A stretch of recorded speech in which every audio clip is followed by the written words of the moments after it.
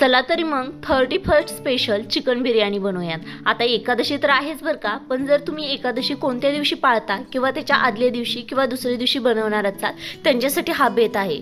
आता इथे काय आहे, केसर दूध या चिकन बिर्याणीमध्ये वापरले जाते, पण काही ठिकाणी चिकन आणि दूध एकत्र खाल्ले जात नाही। अशा वेळेस तुम्ही काय करचाल, खूप साऱ्या टिप्स सकट आपली बिर्याणी आहे बरं का। चला मग सुरू करूया। एक मोठा कप भरून इथे बासमती तांदूळ स्वच्छ धुवून 1 तास पाण्यामध्ये भिजवून घेतलेला आहे। आता याला पाणी काढून ठेवलेले आहे। बरोबरच इथे उभ्या स्लाइडमध्ये 2 कांदे चिरून घेतलेले आहेत।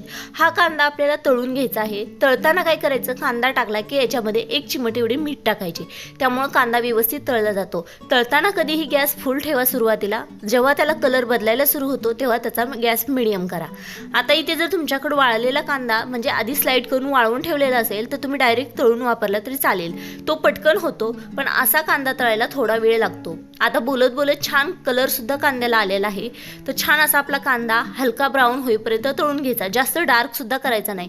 जेव्हा आपण याला तेलातून एका डिशमध्ये काढतो ना तेव्हा त्याचा कलर आणखी बदलला जातो आणि आणखी सुद्धा डार्क होतो। त्याच्यासाठी तळताना काळजी घ्यायची की जास्त डार्क होऊ नये, कारण तो कांदा थंड झाल्यानंतर आपला कलर बदलतो। आता बरोबर सगळा कांदा तळून झालेला आहे। मी इथे 1.5 किलो चिकन घेतले आहे। स्वच्छ धुवून चिकन घ्यायचे, याच्यामध्ये आपण तळलेला निम्मा कांदा टाकायचा आहे, बाकीचा कांदा आपण पुढे वापरणार आहे। बरोबरच 1 चमचा अद्रक लसूण पेस्ट आणि इथे 1 छोटी वाटी एवढं दही घेतलेलं आहे। बरोबर 1 चमचा हळद, 2 चमचे धने पावडर, 2 चमचे लाल मिर्च पावडर आणि इथे मी बिर्याणी मसाला 1 चमचा घेतलाय आणि चिकन मसाला 1 चमचा घेतलाय। चवीपुरते मीठ म्हणजे 2 चमचे मीठ आणि लवंग, जिरे म्हणजे शाही जिरे, असे खूप सारे खडे मसाले घेतले। बरोबरच इथे अर्धी वाटी एवढे तेल घातले आणि या चिकनला छान व्यवस्थित मसाज करून लावून मॅरिनेट होण्यासाठी 1 तास सोडून दिले। पाणी सुद्धा पातेल्यात जास्त प्रमाणात घेतले आहे। छान उकळायला आल्यावरती याच्यामध्ये खडे मसाले घालून घ्यायचे। खडे मसाले छान याच्यामध्ये उकळले की आपण जो राईस इथे पाणी काढून ठेवलेला होता तो याच्यामध्ये घालून घ्यायचा। राईस घातल्यानंतर आपण याच्यामध्ये थोडेसे लिंबाचे ड्रॉप किंवा अर्धेकशे लिंबू पिळणार आहे। यामुळे काय होतं, आपले पाणी निथळले जाते, स्वच्छ होते, त्यामुळे भात छान असा पांढरा शुभ्र बनवून तयार होतो। त्याच्यासाठी याच्यामध्ये लिंबू टाकायचे आहे। बरोबरच आपण इथे चवीपुरते मीठ, साधारण 2 चमचे एवढे मी मिठाचा वापर करणार आहे। आता तुम्ही तुमच्या क्वांटिटीनुसार कमी जास्त करू शकता। आता इथे राईस छान उकळेपर्यंत ह्याला आपण असं सोडणार आहे। फक्त मीठ टाकल्यामुळे एकदा झाऱ्याने असं हलवून घ्या आणि शक्यतो तुम्ही झाऱ्याचाच वापर करा, दुसऱ्या चमच्यांचा करू नका, नाहीतर राईस तुटला जातो। आता याला उकळण्यासाठी असं सोडून देऊया आणि पाहू शकता थोड्या वेळानंतर 80% एवढा भात आपला छान असा शिजून तयार झालेला आहे। तोपर्यंत आपल्या इकडे चिकन सुद्धा छान मॅरिनेट झालेला आहे। तर आता आपल्याला काय करायचं आहे की हा राईस आहे ना असा झाऱ्याने पाणी निथळून काढायचा आहे आणि आपलं मॅरिनेट केलेल्या चिकनवरती याला पसरवून घ्यायचं आहे।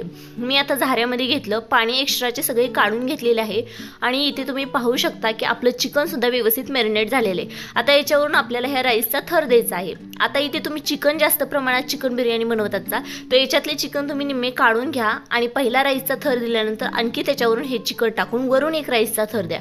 पण इथे मी क्वांटिटी कमी केलेली आहे राईसची, माझं फक्त चिकन जास्त आहे, त्याच्यामुळे मी डायरेक्टली वरूनच याचा राईसचा थर देत आहे।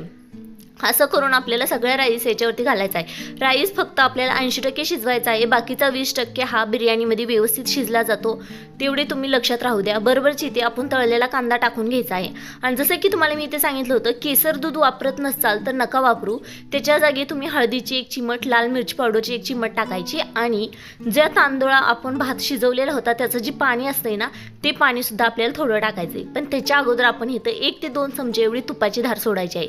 यामुळे काय होतं, आपला भात छान असा मऊ पडतो आणि मोकळा फटफटीत असा शिजून तयार होतो आणि त्याचा फ्लेवर सुद्धा खूप छान येतो बरं का। आता इथे मी तांदळाचे पाणी सुद्धा घालून घेतलेले आहे, जे शिजलेले होते, त्यामुळे सुद्धा तांदूळ छान असा शिजला जातो, कोरडा होत नाही। महत्त्वाचं म्हणजे तांदूळ कधीही कोरडा होत नाही, त्यासाठी आपल्याला थोडे तांदळाचे पाणी घालायचे आहे। 2-4 चमचे फक्त घालून घ्या। जसं की आपण दूध घालणार होतो, दुधाने मऊ पडतो, मोकळा होत नाही, अगदी तसेच त्याच्या जागी तांदळाचे वापरायचे आणि छान झाकण ठेवायचे। झाकण ठेवल्यानंतर सुरुवातीला 2 ते 3 मिनिटं कढई छान गरम होईपर्यंत फुल गॅसवर ठेवायची। 4 मिनिटानंतर ना त्याच्यावरती दाबून असं किंवा कणकीने साईडनी पूर्ण सील करून घ्या आणि त्याच्यावर झाकण ठेवून बारीक गॅसवर शिजू द्या। मी इथे 5 ते 10 मिनिटांनंतर चेक केले की आपली बिर्याणी शिजली आहे का, पण आणखी पाणी म्हणजे चिकननी पाणी सोडायला चालू केले होते, त्यामुळे आपली आणखी चिकन शिजून तयार झालेले नव्हते। त्यासाठी मी आणखी इथे 15 ते 20 मिनिटासाठी याला शिजण्यासाठी असे झाकण ठेवून सोडून दिले।